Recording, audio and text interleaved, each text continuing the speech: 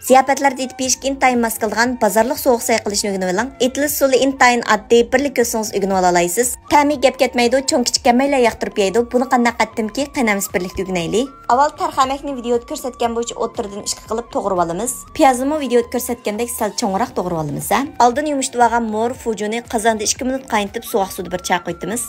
Mushunga o'xshash oil taomlardan 60 xil dars tayyorladim. Cho'ng taqsiliq qo'rma, har xil taom, pishiriq, ichimlik, murabba, bozorlik sovuq say darskimizni 60 xil darsni 10 qo'y bilan o'rganaysiz.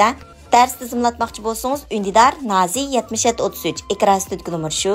Endi bulan cho'ngroq qachaq silib, tam qurishlardan tuz, shakar, bir qo'shiq shingchu, sovuq say yasak kamboz bo'lmaydigan 2 qo'shiq achchiq suv qo'yib, cho'ng stamning sovuq say tetitqisidan bir bo'loq silib etamiz. Cho'ng stamning cho'nliqi varmış ailda sovuq say yasam ta'mini rangini yaxshi keltirmayapman degan xonim qizlarimiz bir ishlatib sinab beqinglar. Ta'mi gap ketmaydi, ajoyib o'xshaydi. Eng oxirida oshko'ki, qo'rg'on xalsini silib, mening 10 qo'lim bilan tekshirlashtirib olamiz.